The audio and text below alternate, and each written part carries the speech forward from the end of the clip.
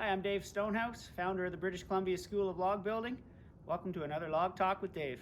If you're interested in log homes and how they're built, you may have heard or read about a term called overscribing. Today in this Log Talk, that's what we're going to look at. We're going to look at overscribing, what it is, how we do it, and why we do it.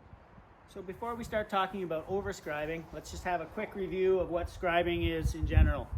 Scribing is the act of transferring the shape of the log below onto the log above so that we know where to cut and remove the wood so that the logs fit together precisely.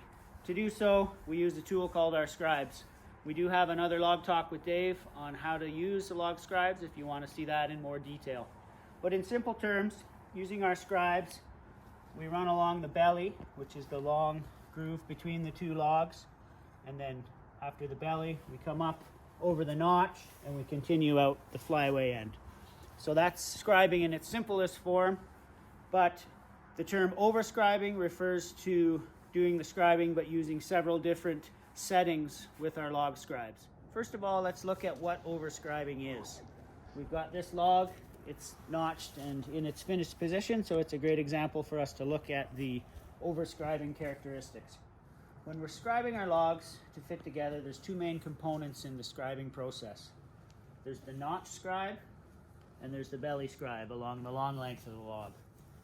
Now what overscribing is refers to the difference in scribe settings between the notch and the belly. So what we do is we scribe our notch setting so that the notch will be perfectly tight as you can see it. And then before we scribe our belly, we slightly open our scribes. And when we scribe the belly line, we're therefore taking out more wood from the underside of the log along the belly than we did along the notch.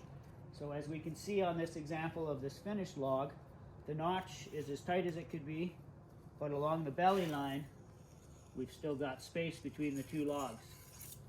Now that space is a perfectly scribed gap that follows the undulations of the log perfectly, but there is still a gap remaining. And the reason for that is as each log in the log house dries and loses its moisture content, it will get slightly smaller in diameter. So the theory with the overscribe is that as this log, the log with the saddle cut on it, shrinks, having the space in the belly allows the upper log to slide down the saddle, letting the notch remain tight, and over time the belly will therefore become tight.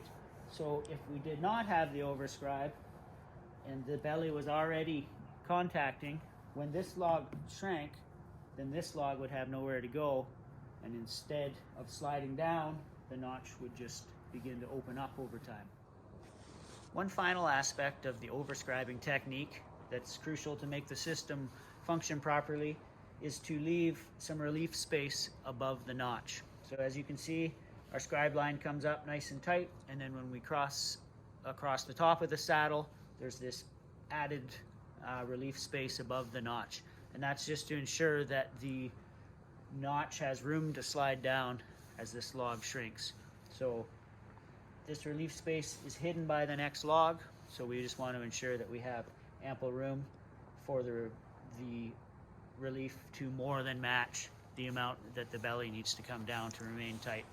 So this overscribing technique is a very important addition to modern log building.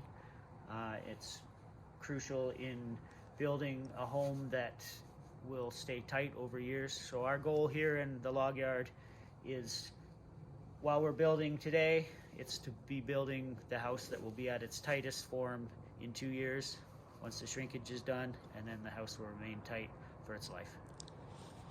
Okay, so we've looked at what overscribing is, why we do it. Let's go take a look at how we do it.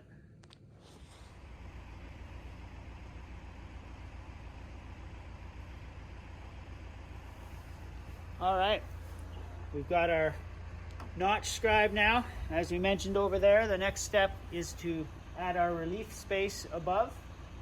To do that, we just draw straight up the sides and then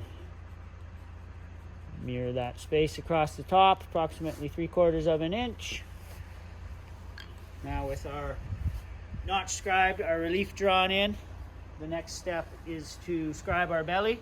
And as we mentioned previously, that means we need to open our scribe setting. Every time we do a new log, we jot our scribe settings down on the log for reference. So as you can see, I just finished my notch setting, and now I need to open up my scribes to the belly setting size.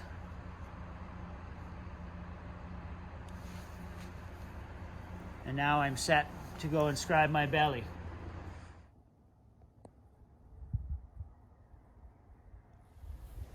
All right, that's our overview on overscribing. If you want a more detailed look at log building techniques, come and join us for a log building course. I guarantee you it'll be warmer than it is here today. If you like these log talks, subscribe to our YouTube channel. Thanks for watching.